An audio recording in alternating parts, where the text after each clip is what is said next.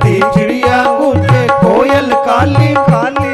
अरे मोर पपीहा करे कोलाहल अमुआ की डाली डाली।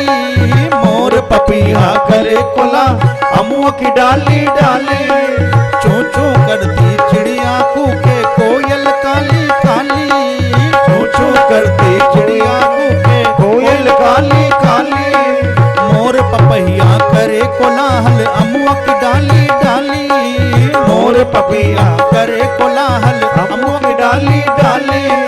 जमुना जी की लहरें गाएं, जमुना जी की लहरें गाएं। अरे जमुना जी की लहरें गाएं, जमुना जी की लहरें गाएं। राधे जी को नाम रे ब्रज की कुंज गलिन में गूंजे। राधे राधे श्याम रे ब्रज की कुंज गलिन में गूंजे। राधे राधे श्याम, राधे श्याम श्याम श्याम सीता राम राम राम। राधे श्याम श्याम श्याम सीता राम राम। ओ राधे श्याम श्याम श्याम सीता राम राम राम। राधे श्याम श्याम श्याम सीता राम राम राम। अरे ब्रज की कुंज गलिन में गूंजे। राधे राधे श्याम रे ब्रज की कुंज गलिन में गूंजे। राधे राधे राम। वृंदावन बिहारी लाल की जय हो।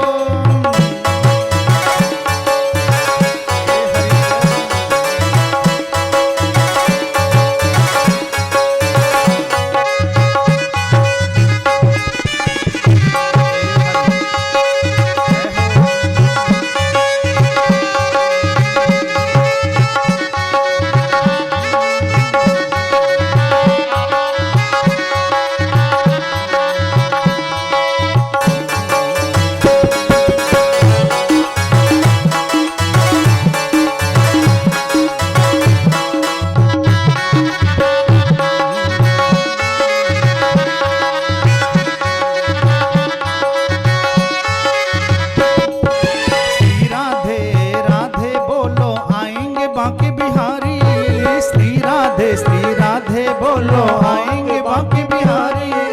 राधा नाम के लेत रीज है वृंदावन गिरधारी। राधा नाम के लेत रीज वृंदावन गिरधारी। मिश्री से भी मीठो लागे, मिश्री से भी मीठो लागे। मिश्री से भी मीठो लागे, मिश्री से भी मीठो लागे। राधा जी को नाम रे ब्रज की कुंज गलिन में गूंजे। राधे राधे श्याम रे ब्रज की कुंज गलिन में गूंजे। राधे राधे नाम रे।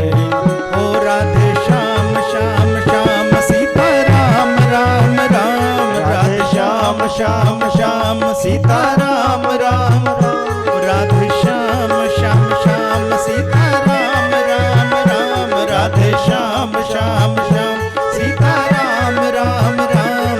अरे ब्रज की कुंज गलिन में गूंजे। राधे राधे श्याम रे ब्रज की कुंज गलिन में गूंजे।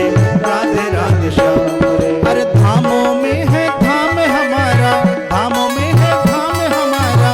प्यारा ब्रज धाम रे ब्रज की कुंज गलिन में गूंजे। राधे राधे श्याम रे ब्रज की कुंज गलिन में गूंजे। राधे राधे श्याम, राधे श्याम श्याम श्याम सीता राम राम राम। राधे श्याम श्याम श्याम सीता राम राम राम। राधे श्याम श्याम श्याम सीता राम राम राम। राधे श्याम श्याम श्याम सीता राम राम राम। ब्रज की कुंज गलिन में गूंजे।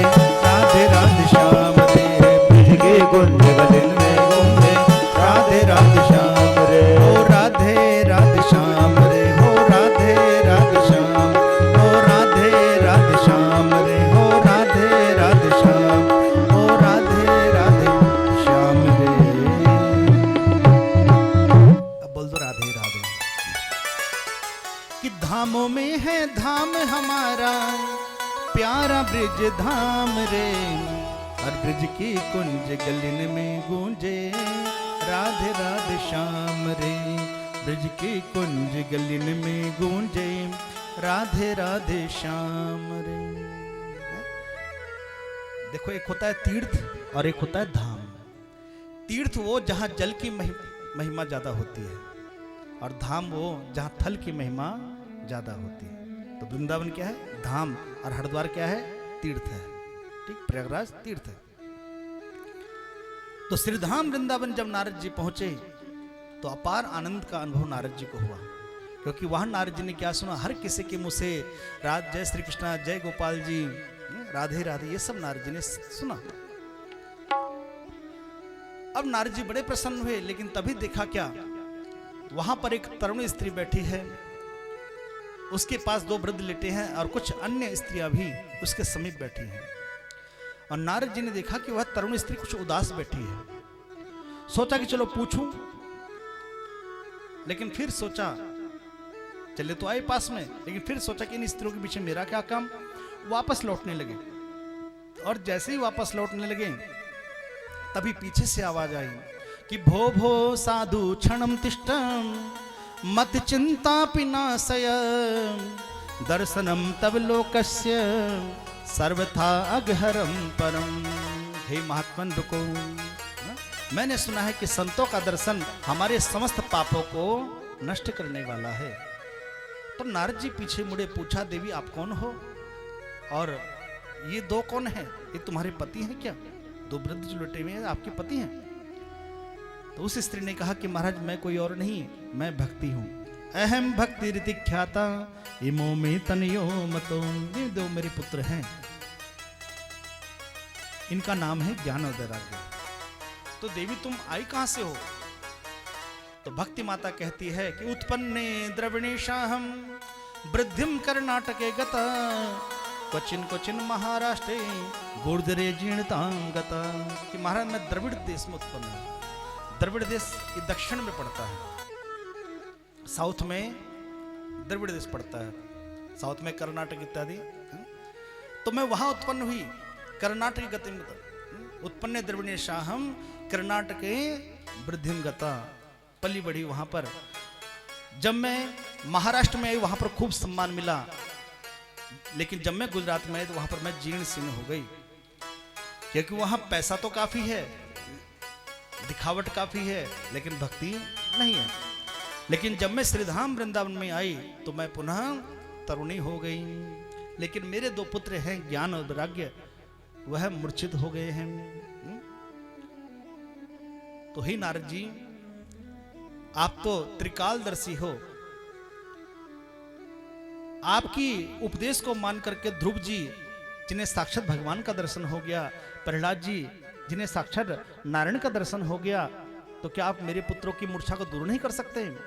तो वहां पर भक्ति माता स्तुति करती है कि जयति जगति मायाम यस्य काया धवश्वते वचन रचन में कम केवलम चाकलय्य ध्रुव पद्मत यातो यत्कृपातो ध्रुवोयम सकल कुशल पात्रम ब्रह्मपुत्रम नतास्मि। हे नारद जी मैं आपकी शरण में हूं, आप मेरे पुत्रों की मूर्छा को दूर कीजिए।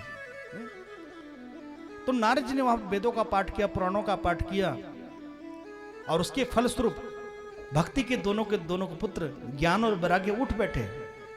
लेकिन जैसे ही पाठ विराम हुआ पुनः दोनों मूर्छित हो गए। नारद जी ने फिर दोबारा पाठ किया, फिर उठ बैठे, लेकिन जैसे पाठ विराम हुआ पुनः मूर्छित हो गए। नारद जी बड़े परेशान। अब देखो यही समस्या हमारे साथ भी है। जब तक कथा चल रही है आप सब मुंडी हिला कहते बिल्कुल सही कह रहे हैं महाराज जी, व्यासी बिल्कुल सही कह रहे हैं, और जैसे कथा विराम हुई उसके बाद जहां थे हम वहीं के रह जाते हैं, है? तो ऐसी भक्ति के दोनों पुत्रों के साथ हुआ, ज्ञान और वैराग्य के साथ। जब तक कथा चलती बिल्कुल स्वस्थ उठ बैठे, लेकिन जैसे कथा विराम होती तो ज्ञान और वैराग्य दोनों मूर्छित हो जाते हैं। तो एक दिन आकाशवाणी भी कि हे नारद जी आप सत्कर्म करो, कि एतदर्थम तो सत्कर्म सुर से तुम समाचर। हे नारद जी आप सत्कर्म करो। अब नारद जी को पता नहीं है सत्कर्म क्या है। जगह जगह घूम रहे हैं, संतों से पूछ रहे हैं, ब्राह्मणों से पूछ रहे हैं, लेकिन कोई संतोषजनक उत्तर नहीं मिला। तो घूमते घूमते नारद जी कहां पहुंचे? बद्री विशाल में पहुंचे। और बद्रीनाथ में जब नारद जी पहुंचे तो वहां पर क्या देखा?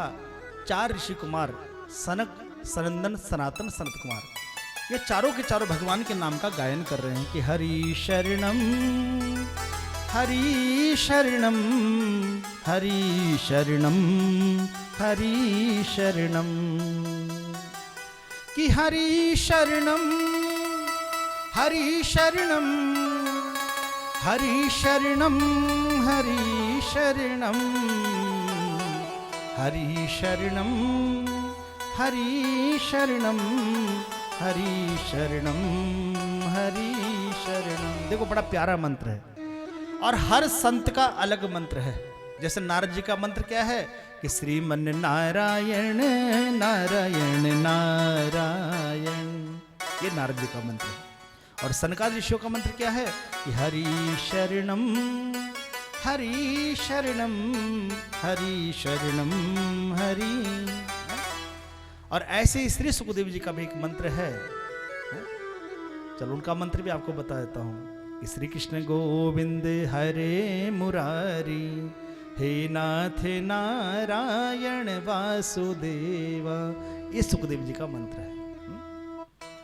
तो ये चारों के चार ऋषि कुमार विशालापुरी में घूम रहे हैं, बद्रीनाथ में घूम रहे हैं। तो सामने से नारद जी को आते हुए देखा, तो देखा नारद जी के चेहरे पर उदासी कि कथम ब्रह्मानदीन मुखम कुतश्चिंतातुरो भवान त्वरिते गम्यते कुत्र कुतश्चागमनम तव। अरे ब्रह्मा जी के पुत्र नारद जी, आपके चेहरे पर मायूसी, अरे संत तो वह है जो रोते हुए को हंसा दे, बात क्या है? तो नारद जी ने सारी बात बताई कि मैं पृथ्वी लोक पर गया था सुख और शांति की इच्छा से, लेकिन कहीं पर भी सुख और शांति प्राप्त नहीं हुई। और जब मैं श्रीधाम वृंदावन गया वहां पर अच्छा तो लगा, लेकिन वहां भक्ति के दो पुत्र हैं ज्ञान और वैराग्य, जो कि मूर्छित अवस्था में हैं। तो मैंने उनके मूर्छा को दूर करने के लिए वेदों का पाठ किया, पुराणों का पाठ किया, लेकिन उनकी मूर्छा दूर नहीं हुई। तो एक दिन आकाशवाणी भी सत्कर्म करो, तो मैं जानना चाहता हूं महाराज सत्कर्म क्या है। तो सनकादि ऋषियों ने कहा नारद जी हम बताते सत्कर्म क्या है कि सत्कर्म सूचको नूनम ज्ञान यज्ञ स्मृतो बुधे श्रीमद् भागवतालाप सैतु गीत सुखादवी। हे नारद जी भागवत कथा ही सत्कर्म है। तो नारद जी ने कहा महाराज एक बात बताओ, मैंने इतने सारे वेद पुराणों का पाठ किया, उससे तो उनकी मूर्छा गई नहीं, तो ये भागवत क्या कर लेगी? तो सनकादि ऋषियों ने कहा कि हे नारद जी ये भागवत क्या है? ये समस्त वेदों का पुराणों का एक पका हुआ फल है, एक निचोड़ है कि वेदोपनिषदाम सारा जाता भागवती कथा, ये सबका सार है। नारद जी ने पूछा महाराज सार कैसे? तो सनकादि ऋषि कहते हैं कि नारद जी सुनो, जैसे कोई व्यक्ति सोचे को पका हुआ आम है, बड़ा रसीला आम है, तो मन में विचार आए कि जब आम इतना रसीला है, इतना मीठा है, तो इस रस में आम कहां से आ रहा है? पेड़ से आ रहा है। तो पेड़ कितना मीठा होगा, लेकिन जब वह पेड़ के छिलक को तोड़ के खाता है तो कोई रस प्राप्त नहीं होता है। तो जो स्वाद आम में होगा वो पेड़ में नहीं है। तो जितने वेद हैं पुराण हैं, यूं समझ लो ये पेड़ के तने हैं, शाखाएं हैं। और ये भागवत क्या है? उस वेद रूपी शाखा का पका हुआ फल है। तो महाराज इस कथा को कैसे करना चाहिए, क्या इसका विधान है? तो सनकादि ऋषियों ने कहा कि हे नारद जी इस कथा का विधान केवल इतना है कि जब भी शुभ विचार मन में आए तुरंत कर डालो, कल पर मत छोड़ो। और रावण ने भी दो ही बातें बताई थी, अच्छा विचार मन में आए तुरंत कर डालो, और बुरा विचार मन में आए तो उसे कल पर छोड़ दो। तो महाराज इस कथा को कहां किया जाए?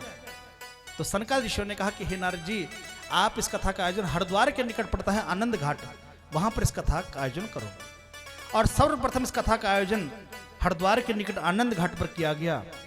नाम क्या है? आनंद। और कथा भी किसकी है? क्योंकि भगवान जहां प्रकट हो जाते हैं या भगवान की कथा जहां होती है वो आनंद घाट ही बन जाता है। यह स्थान भी आनंद घाट है। एक बार बोल दो राधे राधे, भाव से बोलो। यही है वो घाट, आनंद घाट। अब कथा की शुरुआत हुई, और जब कथा की शुरुआत हुई तो सनक सनंदन सनातन सनत कुमार ये चारों ऋषि कुमार तो वक्ता बन गए, नारद जी श्रोता बन गए, 3 आसन बिछा दिए गए भक्ति और उसके 2 पुत्रों के लिए। भक्ति माता का आह्वान किया गया, भक्ति माता आई, उसके 2 पुत्र भी साथ में आए, ज्ञान और वैराग्य, वो दोनों तो विराजमान हो गए। और जैसे ही भक्ति माता बैठने को तैयार हुई, नारद जी ने कहा भक्ति माता आप नीचे मत बैठो। तो नारद जी मैं कहाँ बैठूं, मैं भी कथा को सुनना चाहती हूँ। तो भक्ति माता ने कहा कि माँ आप तो वीआईपी पर्सन हो और वीआईपी पर्सन को नीचे नहीं बिठाते, तो आप क्या करो, जितने यहाँ भक्त आए हैं उन सबके दिल में आप बैठ जाओ। तो भक्ति माता सबके दिल में बैठ गई और अब कथा की शुरुआत हुई। और जब कथा की शुरुआत हुई, वहां पर नारद जी अकेले नहीं बैठे हैं, बहुत सारे ऋषि मुनि तीर्थ, यहां तक कि पवित्र नदियां भी वहां पर चल करके आ गई। कि भृगु वशिष्ठ वनश्च गौतम मेधाति त्रिलदेवल देवरातो रामस्तथा गादि सुतश्च साकलो मर्कंडो पुत्रा त्रिजपिलादा मर्कंडो पुत्रा जितपिलादा। भृगु ऋषि, च्यवन ऋषि, वशिष्ठ, गौतम ऋषि, पराशर ऋषि, यहां तक व्यास जी भी स्वयं, पराशर ऋषि स्वयं, मार्कंडे ऋषि, मर्कंडो पुत्रा मार्कंडे ऋषि, दुर्वासा ऋषि, ये सब के सब ऋषि वहां पर पहुंच गए। ये संत हैं और भगवान की कथा में संत ही आ सकते हैं, असंत कभी आ ही नहीं सकता है। एक बार बोलो राधे राधे, भाव से बोलो। अरे अब तो नाश्ता मिल गया, मिश्री मिल गई, थोड़ा जोर से बोलो ना। अच्छा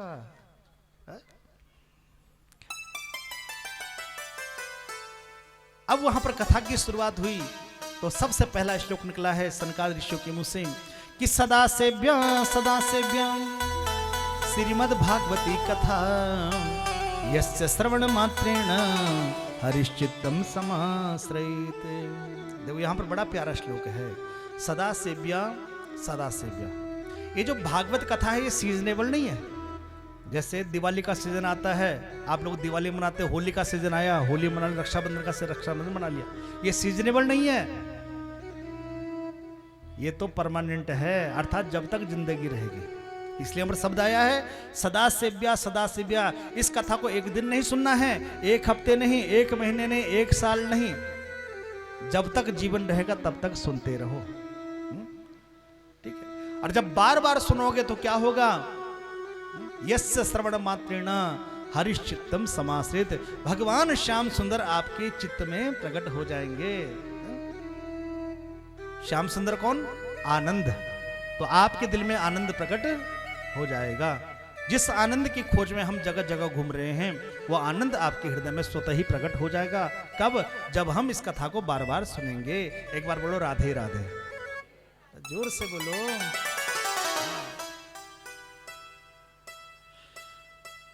तो कथा की शुरुआत हुई, डे बाय डे खूब आनंद आने लगा, खूब भीड़ वहां पर बढ़ने लगी। एक दिन सायंकाल के समय जब कथा विराम हो गई, नारद जी ने सनकादिक ऋषियों से पूछा कि महाराज कोई ज्ञानवान व्यक्ति इस कथा को श्रवण करे, उसका उद्धार हो जाए, इसमें कोई बड़ी बात नहीं है। कोई कर्मकांडी विद्वान व्यक्ति इस कथा को सुने या करवाए, उसमें कोई बड़ी बात नहीं है। क्या किसी पापी व्यक्ति का भी इस कथा से उद्धार हुआ है? ये कथा किस किस को पवित्र करती है? तो सनकादिक ऋषियों के मुंह से एक बड़ा सुंदर श्लोक निकला है कि ये मानवः पाप कर्तस्तु सर्वदा सदा दुराचार रता विमार्गगाम क्रोधाग्नि दग्धा कुटिलश्च कामिनां सप्ताह यज्ञेन कलो पुनन्ति ते सप्ताह यज्ञेन कलो पुनन्ति ते। ये मानवः पाप कर्तस्तु सर्वदा, वो मानव जिनका पूरा जीवन पाप में चला गया है। अब पाप की परिभाषा क्या है? पाप की परिभाषा जानते हो क्या है? कि परहित सरिष धर्म नहीं भाई, परहित सरिष धर्म नहीं भाई, पर पीड़ा सम नहीं अधमाई, पर पीड़ा सम नहीं अधमाई। परहित सरिष धर्म नहीं भाई, परहित सरिष धर्म नहीं भाई, पर पीड़ा सम नहीं अधमाई, पर पीड़ा सम नहीं अधमा। सीता सीताराम बोलो रे भैया, सीताराम बोलो, सीताराम बोलो भैया, सीताराम बोलो, राजा राम बोलो भैया, राजा राम बोलो, राजा राम बोलो भैया, राजा राम बोलो। देखो सब लोग बोला करो, देखो है ना, बोलोगे, देखो शब्द का बो लो, बोया रहेगा तभी तो काटोगे, है ना, संकोच नहीं करना है। ऐसा तो नहीं कि मिश्री मुंह में रख रख किस लिए बोलाने जा रहा है ना? तो सबको परमात्मा ने सुंदर सी मीठी सी आवाज दी है, तो उस आवाज का सदुपयोग करना चाहिए। तो जरा बोलो क्या, सीताराम बोलो रे भैया, सीताराम बोलो, सीताराम बोलो भैया, सीताराम बोलो, राजा राम बोलो भैया, राजा राम बोलो, राजा राम बोलो भैया, राजा राम बोलो। ओम नमः शिवाय, हरि ओम नमः शिवाय, ओम नमः शिवाय, हरि ओम नमः शिवाय, ओम नमः शिवाय, हरि ओम नमः शिवाय, ओम नमः शिवाय, हरि ओम नमः शिवाय, ओम नमः शिवाय, हरि ओम नमः शिवाय, ओम नमः शिवाय, हरि ओम नमः शिवाय, हरि ओम नमः शिवाय, हरि ओम नमः शिवाय, हरि ओम नमः शिवाय नमः। एक बार बोलो राधे राधे, दोनों हाथ उठा के बोल दो। तो परहित सरिष धर्म नहीं भाई, और पर पीड़ा सम नहीं अधमाई। तो पाप की परिभाषा क्या है और पुण्य की परिभाषा क्या है? पुण्य की परिभाषा परहित सरिस, दूसरों का हित करना, वही है पुण्य। और पाप की परिभाषा क्या है? पर पीड़ा सम नहीं अधमाई, दूसरों को पीड़ा पहुंचाना। अब पीड़ा चाहे वो वाणी के द्वारा है और चाहे किसी को चाकू छुरे के द्वारा है, किसी की हत्या करना वही पीड़ा ही है। तो ये मानव पाप करतस्तु सर्वदा, जिनका जीवन सदैव पाप में चला गया है, सदा दुराचारता विमार्गगाम, जो विमार्गी हो गए हैं, क्रोधाग्नि दग्धम, जो क्रोध में जलते रहते हैं। जो क्रोध करना अच्छी बात है, लेकिन कभी कभी, जैसे आपने देखा जब कैकेयी ने 3 वरदान मांगे तो राजा दशरथ ने क्रोध नहीं किया। अगर राजा दशरथ क्रोध करते तो शायद राम जी को कहीं वनवास ना होता। लेकिन दशरथ जी प्रेम से बातें करते रहे, देवी मान जाओ, लेकिन कैकेयी कहां टस्से में सुना लेती। उसका परिणाम क्या हुआ? राम जी को 14 वर्ष का वनवास भुगतना पड़ा। दूसरा उदाहरण, पंचवटी में जब मारिच सोने का मृग बन के आया और जब भगवान ने उसे मार डाला तो वह राम को पुकारता है, लक्ष्मण को पुकारता है। तो सीता जी को जब ये आवाज सुनाई पड़ी, सीता जी कहती है लक्ष्मण से, लक्ष्मण तुम्हारे भाई संकट में हैं, जाओ अपने भाई की रक्षा करो। लेकिन लक्ष्मण जी कहने लगे, मां लगता आपको भ्रम हुआ है, मेरा भाई तो साक्षात ब्रह्म है, उनको कोई कष्ट आ ही नहीं सकता। सीता जी के मन में थोड़ा क्रोध उत्पन्न हो गया कि मेरी बात को अनसुनी कर रहे हैं। और कुछ ऐसे शब्द वहां पर सीता जी ने कहे, रामचरितमानस में तो नहीं है, लेकिन वाल्मीकि रामायण में आया है वर्णन कि लक्ष्मण तुम अपने भाई की रक्षा के लिए नहीं जा रहे हो, लगता है तुम्हारे मन में कुछ खोट है, क्योंकि वनवास तो केवल राम को हुआ था, तुम क्यों साथ में चले आए। तो लक्ष्मण जी को जाना पड़ा। अब देखो वहां पर क्रोध किया, लेकिन गलत जगह क्रोध किया, और उसका परिणाम क्या हुआ कि लंकेश मां सीता को हरण करके ले गया। क्रोध करना अच्छी बात है, लेकिन समय पर और सही जगह पर क्रोध करना। लेकिन बहुत से लोग दुनिया में ऐसे होते हैं, छोटी छोटी बात पर क्रोध करते रहते हैं, जिनका पूरा जीवन क्रोध में चला जाता है, बात कुछ भी नहीं होती और तिल का ताड़ बनाकर क्रोध उत्पन्न। ठीक है, तो क्रोधाग्नि दग्धम, जो क्रोध में जलते रहते हैं। देखो क्रोध भी जलाता है कहीं ना कहीं। एक बार क्रिटिकल किया गया, एक क्रोधी व्यक्ति का खून खरगोश को चढ़ा दिया गया। अब जब खरगोश को खून चढ़ा दिया गया, थोड़ी देर पश्चात अब खरगोश उछलने लगा, भाई दांत किटकनाने लगा, कभी इधर उछलने कूदने लगा, और थोड़ी देर पश्चात बेचारा खरगोश मर गया। क्योंकि उस क्रोधी व्यक्ति का खून जहरीला हो गया था और उस जहर के कारण खरगोश मर गया। तो ध्यान रखना, जो लोग क्रोध करते हैं उनका खून जहरीला हो जाता है। अब जब जहरीला खून हो जाता है तो उनका जो शरीर है वही पनप नहीं पाता है। लेकिन एक फायदा उनको हो जाता है कि उनको मच्छर नहीं काटते।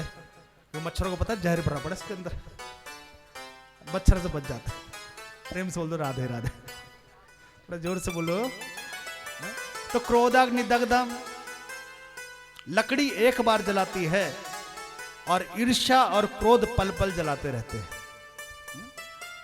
क्रोधाग्नि दग्धम कुटिलश्च कामिनहम, कुटिल व्यक्ति, कुटिल व्यक्ति माने जो खुद भी नहीं खाता और दूसरे को भी खाने नहीं देता, वह है कुटिल व्यक्ति।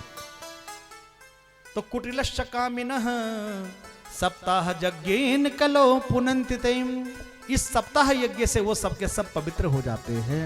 यह है भागवत जी की महिमा। एक बार बोलो राधे राधे।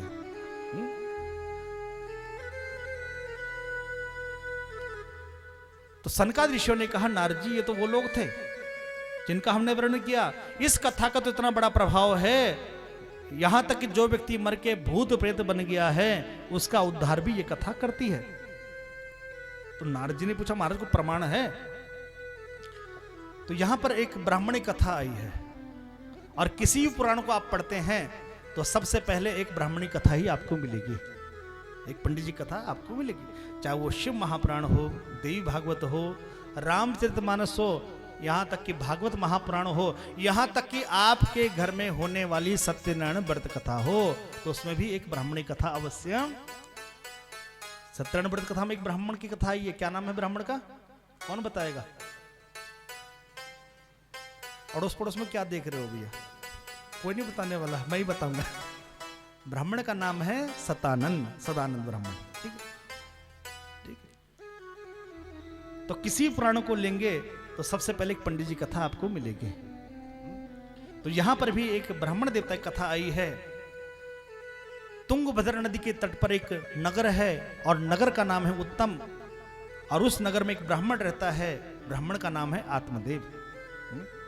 बड़े संतोषी ब्राह्मण हैं, तपोनिष्ठ हैं, ब्रह्मनिष्ठ हैं, कर्मनिष्ठ हैं। उनकी पत्नी है, उसका नाम है धुंधली। जैसा नाम वैसा गुण।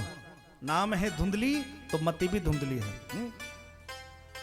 सदैव तिल का ताड़ बनाना, लड़ते रहना, उल्टा चलना, उसका एक सबसे अच्छा गुण था उल्टा चलना, सदैव उल्टा चलना। अब उल्टा चलना, आपको घटना बताता हूं। आत्मदेव जी का विवाह हुआ और विवाह को अभी लगभग 4-5 महीने हुए थे तो आत्मदेव के पिता का श्राद्ध आया। तो आत्मदेव ने कहा कि देवी कल मेरे पिता का श्राद्ध है, क्योंकि पिता तो बचपन में शरीर पूरा हो गया तो बैकुंठ लोक को प्रस्थान कर गए थे। तो श्राद्ध आया तो आत्मदेव ने कहा देवी कल मेरे पिता का श्राद्ध है और मैं चाहता हूं अपने पिता के लिए पिंड दान करूं, ब्राह्मणों को बुलाऊं, उनको भोजन कराऊं और उनको कुछ दक्षिणा देकर के प्रसन्न करके उनको विदा करूं। इतना सुनते ही धुंधली आग बबूला हो गई। पिता का श्राद्ध है तो मैं क्या करूं? ब्राह्मणों को बुलाओ, कौन उनके लिए भोजन बनाएगा? मैं तुम्हारी नौकरानी हूं क्या उनके लिए भोजन बनाऊंगी? कोई ब्राह्मण देवता नहीं आएंगे यहां पर जो। और बहुत फटकार लगाई।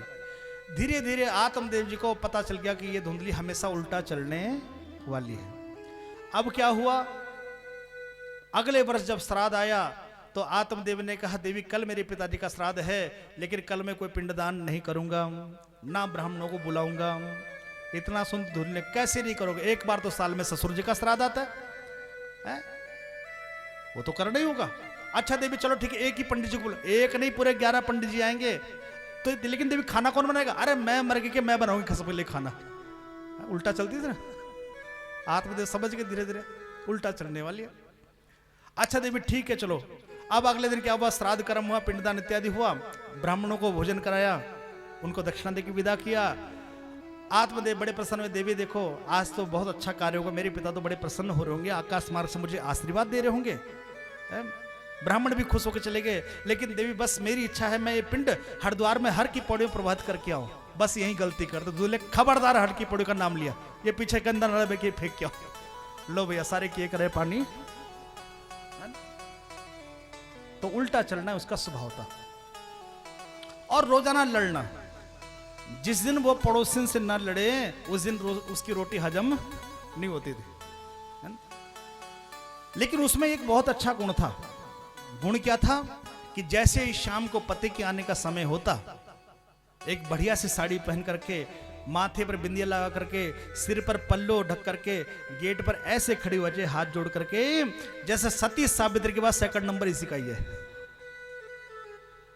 अब पतिदेव बेचारे सीधे साधे।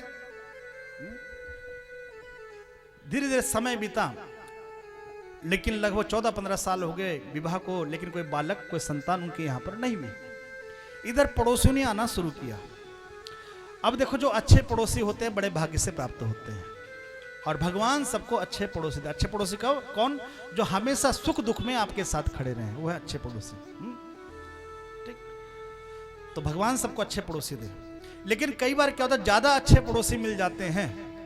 अब ज्यादा अच्छे जब पड़ोसी मिल जाते हैं, जब तक आपको जड़ से हिला नहीं देते ना ढंग से, तब तक वो भी चैन से बैठने वाले। तो आत्मदेव को भी ज्यादा अच्छे पड़ोसी मिल गए। पड़ोसियों ने आना शुरू किया, सुबह भी चले आते, शाम को भी आते, और घुमा फिरा के वो एक ही बात पे आ जाते हैं, घूम फिर के, कि पंडित जी आपके यहाँ तुलसी का पौधा है, हर 15-20 दिन में सूख जाता है। दूसरा कहता है, पंडित जी आपके यहाँ गौ माता है, 8-9 साल हो गए गाय को, कोई बछड़ा है ना बचिया। तीसरा कहता है, पंडित जी आपके तो 15 साल हो गए विवाह को, ना कोई बालक है ना बालिका।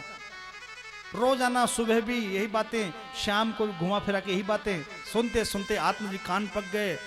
सब कुछ छोड़ के जंगल में चले आए, नदी किनारे बैठे हैं और रो रहे हैं उन तानों को याद करके। सोच रहे हैं कि यदि मुझे पुत्र प्राप्ति का कोई वरदान मिल जाता है तो ही मैं वापस जाऊंगा, कोई उपाय मिल जाता तो ही वापस जाऊंगा, अन्यथा इस नदी में कूद के आत्महत्या कर लूंगा। रो रहे हैं। तभी एक संत उधर से गुजरे।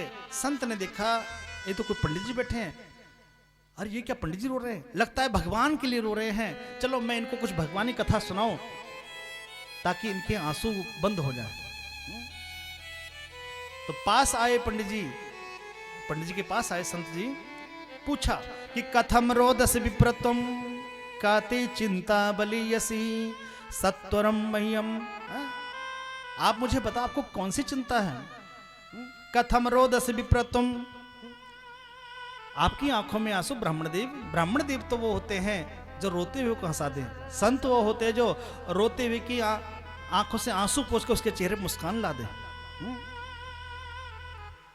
बात क्या है? तो ब्राह्मण देव ने कहा, महाराज लड़का नहीं है। संत ने माथा पीट लिया, मैं तो सोच रहा था भगवान के लिए रो रहा होगा, लेकिन ये तो संसार के लिए रो रहा है। तो संत जी ने समझाया, ब्राह्मण देव आप बेटा चाहते हो, किस लिए चाहते हो? तो ब्राह्मण देव ने कहा कि महाराज कोई नाम चलाने वाला तो होना चाहिए ना परिवार में, हमारे वंश का नाम चलाए, हमारे कुल का नाम चलाए। तो ब्राह्मण देव ने कहा, संत जी ने कहा कि ब्राह्मण देव कि हो जाए कपूत कहीं पर तो घर को शमशान बनाता है। ब्राह्मण व्यर्थ है सोच यहाँ, बेटा कब नाम चलाता है, बेटा कब नाम चलाता है। कि जितने भी हुए हैं महानुभाव, सबने यश आप कमाया है। ध्रुव प्रहलाद आदिकों का क्या बेटों ने नाम चलाया है, बेटों ने नाम चलाया है, बेटों ने नाम। ब्राह्मण देवता, ये आपका भ्रम है कि बेटे नाम चलाते हैं। नाम तो वो चलाएगा जो सपूत होगा, और कपूत हो गया तो आपकी जो बनाई हुई इज्जत है वही मिट्टी में मिला देगा। इसलिए ब्राह्मण देवता बेटे के चक्कर में मत पड़ो, आप भगवान को ही अपना बेटा मानो। है आपके ऊपर तो भगवान की अति कृपा हो गई कि आपके यहाँ पर पुत्र नहीं है, आप तो टेंशन फ्री होकर भजन करो और भगवान को अपना बेटा मानो। ये सब बातें संत कह रहे थे तो ब्राह्मण देवता थोड़ा गुस्सा आ गया। कहले महात्मा जी आपको क्या पता, आप तो ठहरे फक्कड़ बाबा, कभी इस द्वार पर कभी उस द्वार पर, आपको क्या पता बेटे का सुख क्या होता है। ये प्रवचन मुझे मत दीजिए, ये देना मैं भी जानता हूं। अरे जब छोटा सा बच्चा, नन्हा सा बच्चा पापा पापा कह के बुलाता है, आपको क्या पता कितना आनंद होता है उस समय पिता के हृदय में। ये प्रवचन आप मुझे मत दीजिए, मुझे तो बस बेटा चाहिए। और मैंने सुना है कि संत असंभव को भी संभव कर सकते हैं। ये विट ऑफ पावर संतों के पास होती है। संत भगवान ने उसके माथे की लकीरें देखी, कहा कि ब्राह्मण देव, आपके भाग्य में तो इस जन्म क्या अगले 7 जन्म तक संतान कोई योग नहीं है। लेकिन ब्राह्मण देव नहीं माने, संत के चरणों में गिर पड़े, महाराज मुझे तो बेटा चाहिए, आज चाहिए और अभी चाहिए, वरना मैं इस नदी में कूद के आत्महत्या कर लूंगा। संत भगवान ने मन में सोचा, लगता है ये ब्राह्मण देव लातों के भूत है, बातों समझने वाले नहीं है। एक फल दे दिया, कहा कि जाके पत्नी को खिला देना। अब बड़े प्रसन्न होकर घर आए, पत्नी को फल दे दिया, देवी ये संत ने फल दिया है, इसको खा लेना और इससे हमारे यहाँ संतान उत्पन्न होगी। अब पत्नी का नाम था धुंधली, जैसा नाम वैसा गुण। फल ले तो लिया, लेकिन मन में अनेक तरह के विचार उठने लगे कि कहीं फल खाने संतान होती है। यदि फल खाने संतान होती तो समस्त स्त्रियां फल खा लेती और सब पुत्रवती हो जाती। अनेक तरह के विचार मन में आने लगे। फिर सोचा कहीं मैंने फल खा लिया, और मैंने सुना है कि जब कोई बालक होने वाला होता है शरीर बढ़ जाता है, और मेरा शरीर बढ़ गया तो मैं ढंग से चल भी नहीं पाऊंगी, इधर उधर घूम नहीं पाऊंगी। दूसरा, जो मेरे इतने महंगे महंगे कपड़े हैं वो भी छोटे पड़ जाएंगे, वो भी टाइट हो जाएंगे। फिर तीसरा सोचा कि मैंने सुना है कि जब संतान होती है तो बहुत कमजोरी आती है, अगर मेरे अंदर कमजोरी आ गई फिर मैं पड़ोसन से कैसे लड़ूंगी। ऐसे ऐसे उपाय सोच रही है, क्योंकि नाम है धुंधली। फिर मन में सोचा कि चलो एक काम करो, नंद को बुला लूंगी, सहायता के लिए नंद को बुला लूंगी। लेकिन फिर सोच रहे मेरी नंद महाचोटी है, क्योंकि उसे 6 महीने पहले बुलाना पड़ेगा और 6 महीने तक खिलाना पड़ेगा, और जब जाएगी तो खाली हाथ थोड़ी जाएगी, उसको कुछ ना कुछ देना पड़ेगा भाई। फिर सोचा कि अगर मैंने फल खा लिया और कहीं मेरा शरीर बढ़ गया और गांव में आग लग गई, सब तो भाग जाएंगे, मैं भला भाग भी। लोग कितने ख्याली पुलाव बना रही है धुंधली, नाम ही धुंधली है। फिर एंड में सोच करके वो फल क्या करते, गाय को खिला दिया। घर के आंगन में गौ माता खड़ी थी, उसको खिला दिया। सोचा कि देखो इस फल की परीक्षा भी हो जाएगी, देखें कोई सच्चे बाबा का फल है या ऐसे कोई नकली बाबा का फल है। और कोई मुंह बोली सहेली थी, वह उसके पास गई और उससे उसकी कोख खरीद ली। कहा कि बहन, अब तेरे जो बालक होगा वो मुझे दे देना, और उसके बदले में तुम मुझसे कुछ धन ले लेना, तेरा भी काम हो जाएगा, मेरा भी काम हो जाएगा। अब धुंधली घर आई, 1-1.5 महीने पश्चात उसने क्या किया, पेट पर कुछ कपड़ा बांधा और पति से कह दिया मैं तो पेट से हूं। अब ब्राह्मण देव बड़े खुश हुए, उन्हें लगा कि संत का फल काम कर रहा है। अब तो वह सीधे पहुंचे सहारनपुर चौक, 1 किलो काजू, 1 किलो बादाम, 1 किलो छुआरे, 1 किलो किशमिश लेकर के सीधे घर आए और उसको पंजरी बना बना खिला रहे। घर में काम करने के लिए नौकरानी लगा दी। अब वो धुंधली तो सुबह भी खाए, दोपहर में भी खाए, शाम को भी खाए, रात को सोते समय भी खाए, रात को 3 बजे नींद तब भी खाए, और खा खा के फूलती। अब ब्राह्मण देव सोचने लगता है फल काम, लेकिन उन्हें क्या पता सब गड़बड़ घोटाला है। इधर समय आने पर सहेली के बालक हुआ, गुप्त रीति से बालक पहुंचा दिया गया। अगले दिन धुंधली ने घोषणा कर दी कि मेरे यहाँ पर बालक का जन्म हुआ है। ब्राह्मण देव बड़े प्रसन्न हुए, पहुंचे अपने कुल गुरु के पास, कुल पुरोहित के पास। कुल पुरोहित जी आए, कुछ ब्राह्मणों को लेकर के नांदी श्राद्ध हुआ, स्वस्ति वाचन हुआ। अब नामकरण का समय आया तो ब्राह्मण देवता ने सोचा कि मेरा नाम है आत्मदेव, मैं अपने पुत्र का नाम रखूंगा परमात्मा देव या ज्ञानदेव। लेकिन तभी धुंधली ने खबरदार यदि ऐसा सोचा तो मैंने इसे 9 महीने पेट में रखा है और नाम तुम रखोगे, मैं इसका नामकरण करूंगी। मेरा नाम है धुंधली और मैं अपने पुत्र का नाम रखूंगी धुंधकारी। नाम रख दिया धुंधकारी। अब देखो नाम का भी विशेष प्रभाव होता है। एक बार बोलो राधे राधे।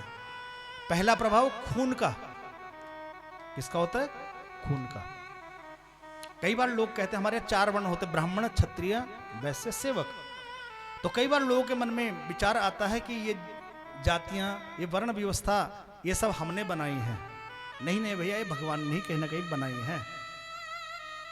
तो फिर वो तर्क देते हैं कि भगवान ने तो सबको एक जैसा बनाया है। हाँ भैया, एक जैसा बनाया है, लेकिन खून तो सबका अलग अलग बनाया है ना। ये positive, B positive, O positive, तो खून अलग अलग कैसे हो गया? तो कोई ना कोई इसमें कहने परमात्मा की कुछ कृपा है। ठीक, तो खून का असर है। अब वो जो बालक था धुंधकारी, वह दासी का पुत्र था, खून का भी असर आया। दूसरा असर क्या? नाम का असर है। कुंडली से नाम कुछ और निकल रहा था और उसने नाम रख दिया कुछ और, तो नाम का भी असर। ठीक है। इधर गाय के भी एक पुत्र हुआ, पूरा शरीर मनुष्य का, लेकिन कान थे बड़े बड़े गाय के समान, इसलिए उसका नाम रख दिया गोकर्ण, कि गोकर्ण पंडितो ज्ञानी धुंधकारी महाखल।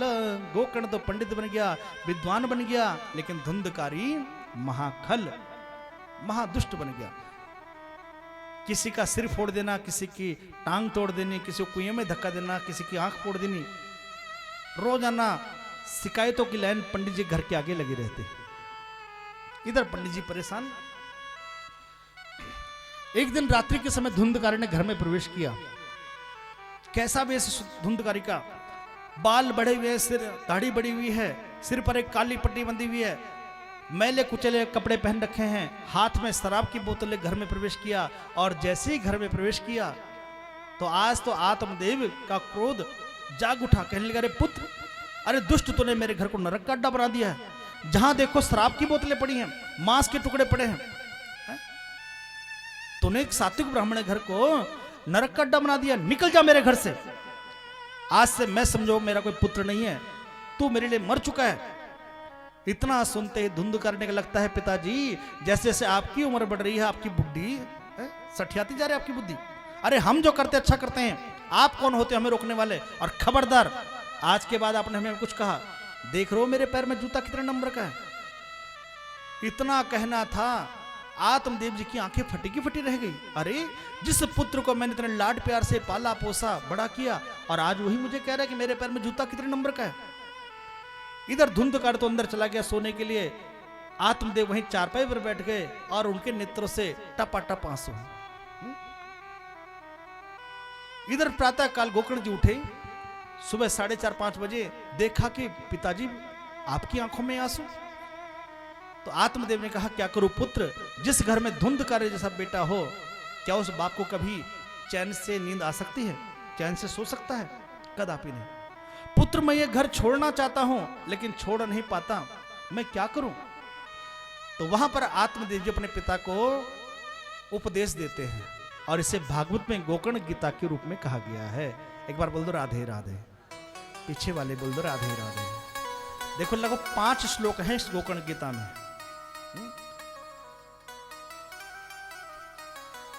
तो आइए पहला श्लोक सुनते हैं कि आसारः खलु संसारो दुख रूपी विमोह का, सुतम कस्य धनम कस्य स्नेहावनते निशम। यही पिताजी, ये जो संसार है ना, आप संसार को छोड़ना चाहते हो, लेकिन कहीं ना कहीं आपका मन अटका हुआ है संसार में। जबकि ये संसार तो असार है, इसमें रस दिखाई देता है लेकिन होता नहीं है।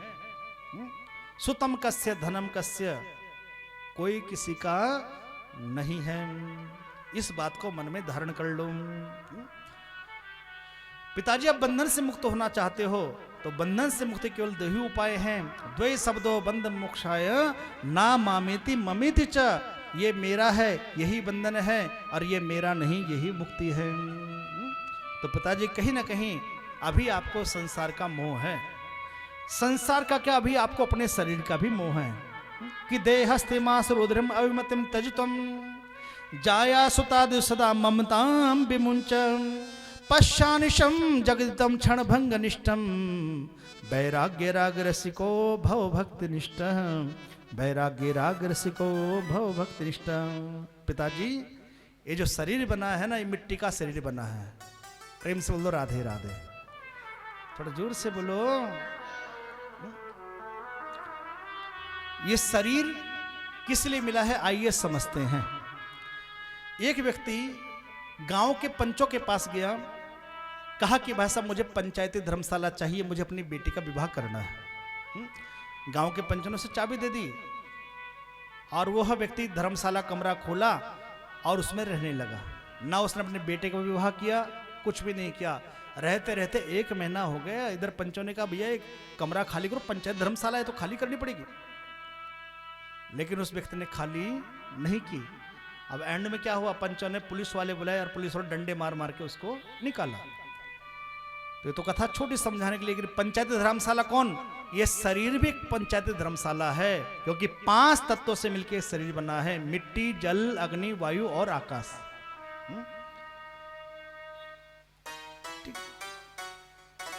5 तत्वों से मिलकर बना है।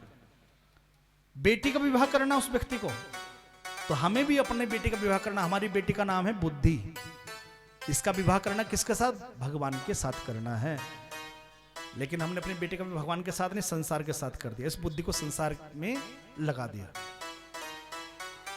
ना तो हमने इस धर्मशाला को खाली किया, ना अपने बेटे का विवाह किया। और जब खाली करने का नंबर आया तो फिर पुलिस वाले कौन, यमराज महोदय आए और फिर अच्छी तरह से पूजा करके तब जाके यहां से निकाल के ले गए उस व्यक्ति को। व्यक्ति कौन, आत्मा। ठीक है। जबकि नियम क्या था, वह व्यक्ति उस धर्मशाला को लेता, अपनी बेटी का विवाह करता था, इस बुद्धि को परमात्मा में लगाता और एंड में उस धर्मशाला के साफ सफाई करके चाबी पंचों को सौंप देता। नियम यह था। लेकिन ना उसने विवाह किया तो एंड में उसे जबरदस्ती धर्मशाला से निकालना पड़ा है। तो ऐसे ही पिताजी कि देहस्थि मास रुद्रिम, ये जो शरीर है इसके प्रति हमारा प्रेम है कि खून का गारा बनाया, ईंट जिसमें हड्डियां, चंद सांसों पर टिका है ये ख्याले आसमान, कि मौत की पुरजोर आंधी इससे जब टकराएगी, देख लेना यह इमारत चूर चूर हो जाएगी, चूर चूर हो जाएगी। तो पिताजी सबसे पहले शरीर का अभिमान छोड़ो। शरीर का भी अभिमान होता है। किसी को रूप का अभिमान होता है, किसी को बल का अभिमान होता है, किसी को अपने वस्त्रों का अभिमान होता है, किसी को अपनी कोठी का अभिमान होता है। तो बेटा मैं करूं क्या? तो वहां पर गोकर्ण जी कहते हैं कि धर्मम भजस्वम सत्यम त्यज लोक धर्मान, सेवस साधु पुरुषान जहि काम तृष्णान। हे पिताजी आप धर्म का आचरण करो। तो धर्म का आचरण क्या है बेटा? कि सेवस साधु पुरुषान। धर्म क्या है? भजन क्या है? भज सेवायाम इति भजना। जो आप सेवा करते हो वही भजन है। किसी रोते हुए के आंसू पोंछते हो वही भजन है। कोई बच्चा पढ़ना चाहता है उसके लिए हमने फीस की इसकी व्यवस्था कर दी, उसकी किताबों का प्रबंध कर दिया, वही भजन माना गया है ना? वही यज्ञ माना गया है। तो सेवा ही भजन है। भज सेवायाम इति भजन। तो सेवस्य साधु पुरुषान जहि काम तृष्णाम। इस संसार से तृष्णा हटाकर क्या करो पिताजी? आप भगवान का भजन करो। इधर आत्मदेव जिन्होंने अपने पुत्र गोकर्ण की बातों को सिरोधार्य किया, गोकर्ण गीता को अपनाया और सब कुछ छोड़ के जंगल में चले गए, भगवान का भजन करने लगे, भागवत के 10वें स्कंद का पाठ किया और अपना बेड़ा पार कर लिया। इधर गोकर्ण तीर्थ यात्रा को चले गए। धुंधकारी घर में अकेला रह गया। माँ से पैसे मांगने लगा, माँ बता तूने पैसे कहाँ छिपा कर रखे हैं? माँ ने कहा बेटा सब कुछ ले जा चुका, बचा क्या है मेरे पास? नहीं माँ तूने पैसे छिपा रखे हैं, मुझे पैसे दे। अब पैसे होते तो बर्तन भांडे सब बेच, यहां तक माँ के गले का मंगलसूत्र था वही बेच के खा गया। और रोजाना पैसे मांगता। अब जब पैसे नहीं होते तो माँ को पीटने लगा जूतों से। इधर माँ को भी गिलानी हुई कि जिस बेटे को मैंने पाल पोस के इतना बड़ा किया था आज वही मुझे जूतों से पीट रहा है। माँ ने भी आत्मग्लान में कुएं में कूद के आत्महत्या कर ली। इधर धुंधकारी स्वच्छंद हो गया। घर में कोई कहने वाला नहीं, कोई सुनने वाला नहीं। अब तो धुंधकारी 5-5 वेश्याओं को ले आया और 5-5 वेश्याओं को ला करके उनके साथ रहने लगा। अब वेश्याओं क्या चाहिए? उन्हें तो भैया धन चाहिए, धन चाहिए। अब धन के लिए भैया मेहनत करनी पड़ेगी। अब चोरी करने लगा, डाका डालने लगा। एक दिन किसी राजा के यहाँ डाका डाला, बहुत सारा धन ले आया। इधर वेश्याओं ने सोचा राजा को पता चल गया तो हम पकड़े जाएंगे और इसके चक्कर में हम भी बुरी फंस जाएंगे। और उन्होंने क्या किया? उसे मार डाला और बड़ी बुरी मौत। पहले तो उसे चारपाई से बांध दिया और डंडों से पीटा, लेकिन प्राण नहीं निकले। गला घोटा, प्राण नहीं निकले। यहां तक कि जलते हुए अंगारे मुंह में डाले, प्राण नहीं निकले। अंत में उन्होंने क्या किया, उसे चाकुओं से गोप के मार डाला, गर्दन अलग कर दी और लाश को घर के पीछे गड्ढा खोद के वहीं दफन कर दिया। और वो सब के सब धन लेकर के साफ गई और धुंधकारी मर के भूत प्रेत बन गया, उसी घर में रहने लगा। इधर कुछ समय पश्चात गोकर्ण जी वापस आए तो देखा क्या, रात्रि के समय घर में रुके तो देखा वहां पर अनेक दीवार में अनेक तरह की छाया, कभी गधे का रूप बनाकर, कभी सियार का रूप बनाकर, कभी गीदड़ का रूप बना करके अनेक तरह की आवाजें। एक बार तो गोकर्ण जी डर गए। अगले ही पल कुछ गंगा जल हाथों में लेकर के छाया के ऊपर फेंका। अरे भैया कौन हो तुम, क्यों मुझे डरा रहे हो, सामने क्यों नहीं आते? तो एक छाया हाथ जोड़ के सामने खड़ी हो गई कि अहम भ्राता त्वदीयोऽस्मि धुंधकारिति नामता। भैया मैं कोई और नहीं, मैं तुम्हारा भाई हूं। जैसे ही कहा कि भाई, अरे भाई तुम्हारी ये गति कैसे हुई? मुझे रास्ते पता चल रहा था कि तुम्हारा शरीर पूरा हो गया है, मैंने तुम्हारे लिए गया जी पिंडदान किया है, अनेक जगह तुम्हारा श्राद्ध किया, तर्पण किया है, लेकिन तुम्हारी ये गति। तो धुंधकारी कहता है कि लगता है भैया ये सब मेरे पापों का फल है, क्योंकि मैंने अपने माता पिता का तिरस्कार किया है, ये उसी का फल है। मैंने अपने माता पिता का दिल दुखाया है, ये उसी का फल मुझे प्राप्त हुआ है। भैया मुझे बड़ा कष्ट हो रहा है, मेरी मुक्ति कोई ना कोई उपाय करो। तो गोकर्ण जी ने कहा चिंता मत करो, मैं प्रयास करूंगा। प्रातः काल भगवान सूर्य को जल देने लगे तो सूर्य नारायण ने आकाशवाणी की कि हे गोकर्ण जी आप अपने भाई के लिए भागवत जी का आयोजन करो। और तब वहां पर भागवत जी का आयोजन हुआ। ऐसे ही पंडाल लगाया गया, धुंधकारी के लिए आसन बिछाया गया, कुशा का आसन, लेकिन धुंधकार तो हवा थी। आकर के एक बांस था, उस बांस के अंदर घुस गया और 7 दिन तक धुंधकारी ने कथा को श्रवण किया है। पहले दिन कथा विराम हुई तो पहली गांठ फट गई, 7 गांठ का फांस था। अब वो बांस जानबूझ के नहीं लगा गया था, ये बांस कोई और नहीं, हमारा शरीर भी एक बांस की तरह है, इसमें भी 7 गांठें हैं, काम की, क्रोध की, लोभ की, मोह की, ईर्ष्या की, द्वेष की, अहंकार की। तो जब हम कथा को सुनते हैं तो धीरे धीरे गांठें फटने लगती हैं, क्रोध भी धीरे धीरे समाप्त हो जाता है, काम भी धीरे धीरे समाप्त, लेकिन कब? जब हम दिल से बैठे, दिमाग से नहीं बैठना है। 7वें दिन जब कथा का विराम हुआ तो 7वीं गांठ फटी और एक दिव्य विमान धुंधकारी के लिए आया। और जैसे वो दिव्य विमान आया, भगवान के दूत बैठे उस विमान में, धुंधकारी को विमान में बिठाया और जैसे धुंधकारी विमान में बैठा, एक दिव्य रूप उसका भी बन गया। ऐसा रूप बन गया जैसे साक्षात नारायण ही हो, क्योंकि धुंधकारी ने कथा को बड़े ध्यान से सुना है। हम सब कथा सुनते हैं और उसके बदले में हम संसार की कामना करते हैं, कोठी बन जाए, नौकरी लग जाए, बेटी का विवाह हो जाए इत्यादि। लेकिन धुंधकारी ने 7 के 7 दिन बैठ करके केवल एक ही कामना करी, हे प्रभु मैं मुक्त हो जाऊं, मुझे मुक्ति मिल जाए। और इंसान इस भागवत के सामने, ठाकुर जी के सामने जो भी कामना करता है वह उसकी पूर्ण होती है, क्योंकि भागवत भागवत नहीं है, ये तो कल्प वृक्ष है।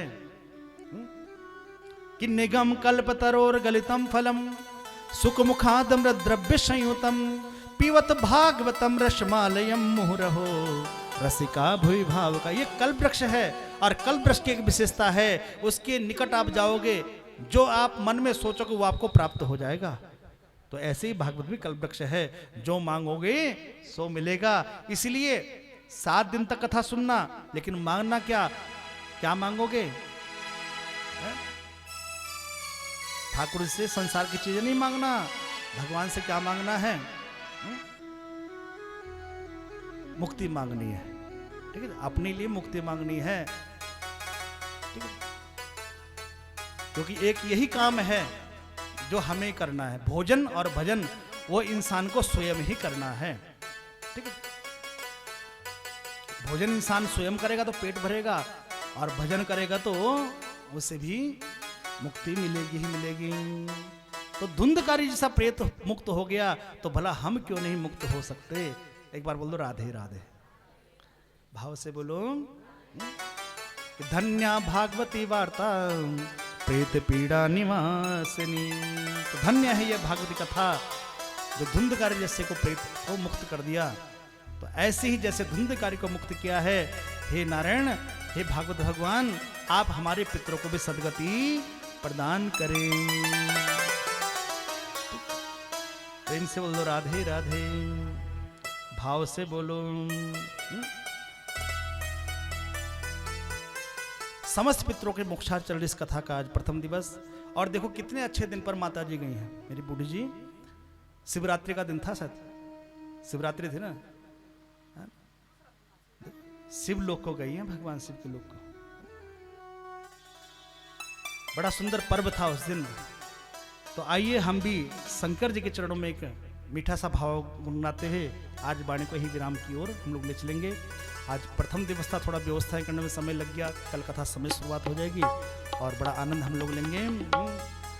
तो जरा मेरे साथ गुनगुनाते के हम, मेरा कर दो बेड़ा पार ओ भोले शंकर जी, मेरा कर दो बेड़ा पार ओ भोले शंकर जी, मेरा कर दो बेड़ा पार ओ भोले शंकर जी, मेरा कर दो बेड़ा पार ओ भोले शंकर जी, ओ भोले शंकर जी, ओ भोले शंकर जी, ओ भोले शंकर जी, ओ भोले शंकर जी, मेरा कर दो, मेरा कर दो, मेरा कर दो बेड़ा पार ओ भोले शंकर जी, मेरा कर दो बेड़ा पार ओ भोले शंकर, मैं आया तेरे द्वार ओ भोले शंकर जी, मैं आया तेरे द्वार ओ भोले शंकर जी। भोला भाला नाम तुम्हारा, भोला भाला नाम तुम्हारा, पतित जनों का तारणहारा, पतित जनों का तारणहारा, भोला भाला नाम तुम्हारा, भोला भाला नाम तुम्हारा, पतित जनों का तारणहारा, पतित जनों का तारण,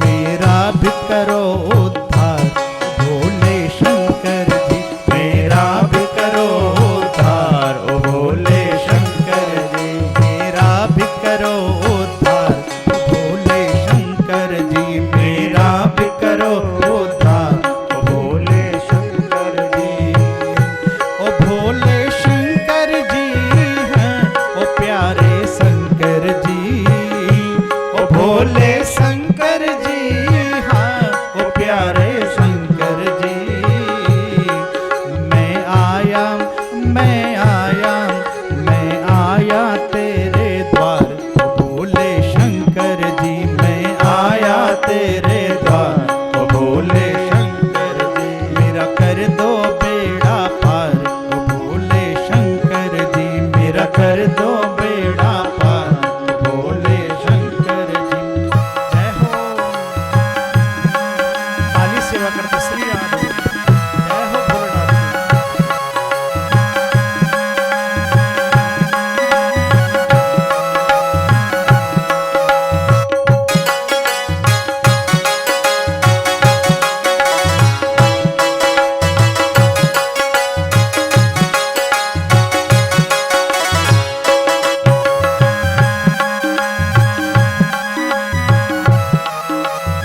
हर हर महादेव, जय हो।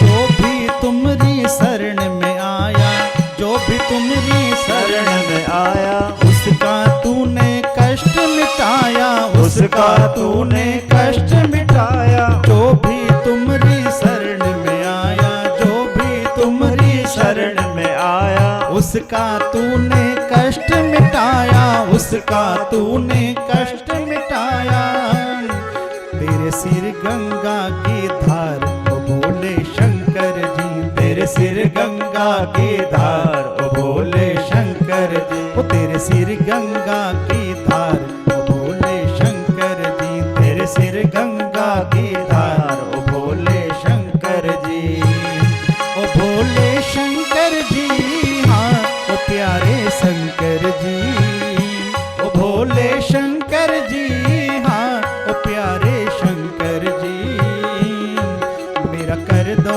मेरा कर दो, मेरा कर दो बेड़ा पार ओ भोले शंकर जी, मेरा कर दो बेड़ा पार ओ भोले शंकर जी, मैं आया तेरे द्वार ओ भोले शंकर जी, मैं आया तेरे द्वार ओ भोले शंकर जी। बोलो शंकर भगवान की जय हो।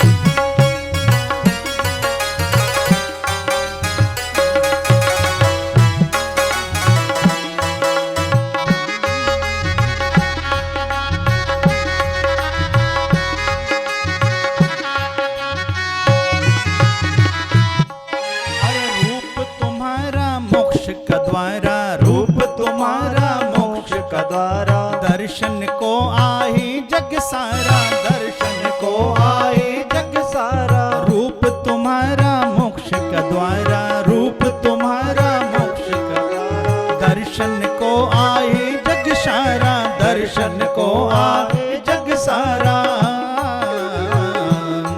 तेरा नाम, तेरा नाम, तेरा नाम जपे संसार ओ भोले शंकर जी, तेरा नाम जपे संसार ओ भोले शंकर जी, तेरा नाम जपे संसार ओ भोले शंकर जी, तेरा नाम जपे संसार ओ भोले शंकर जी, ओ भोले शंकर जी, हाँ ओ प्यारे शंकर जी, ओ भोले शंकर जी, हाँ ओ प्यारे शंकर जी, मैं आया, मैं आया तेरे द्वार ओ भोले शंकर जी, मैं आया तेरे द्वार ओ भोले शंकर जी, मेरा कर दो बेड़ा पार ओ भोले शंकर जी, मेरा कर दो बेड़ा पार ओ भोले शंकर जी।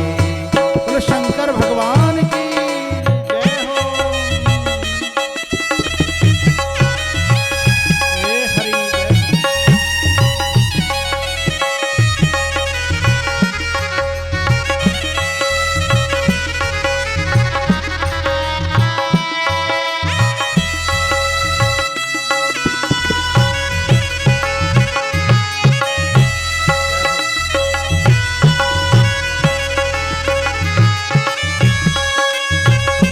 श्री राधे जय हो।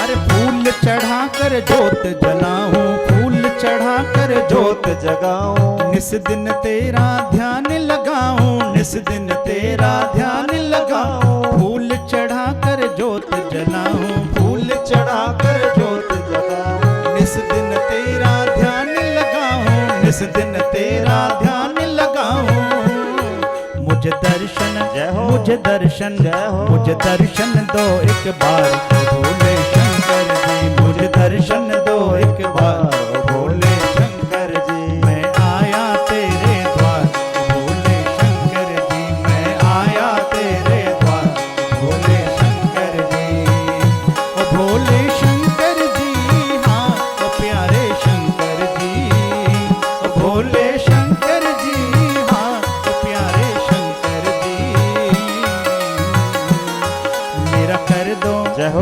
कर दो, मेरा कर दो बेड़ा पार, भोले शंकर जी मेरा कर दो बेड़ा पार, भोले शंकर जी मैं आया तेरे द्वार, भोले शंकर जी मैं आया तेरे द्वार, भोले शंकर जी मैं कर दो बेड़ा पार, भोले शंकर जी मेरा कर दो बेड़ा पार, भोले शंकर जी, भोले शंकर जी हाँ ओ प्यारे शंकर जी, हाँ ओ प्यारे शंकर जी।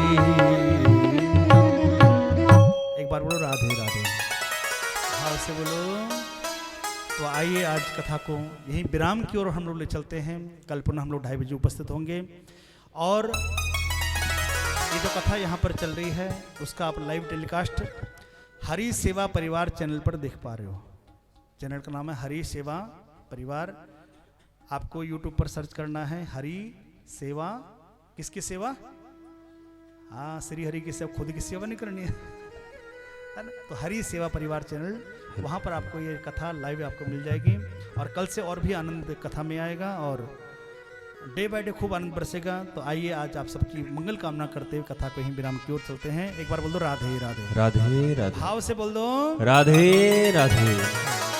ओम हरि ओम चंद्रमा मनसो जात चक्षुः सूर्यो अजायत श्रोत्राद्वायुश्च प्राणश्च मुखादग्निरजायत इदगुं हविः प्रजननं मे अस्तु दश वीरगुं सर्वगण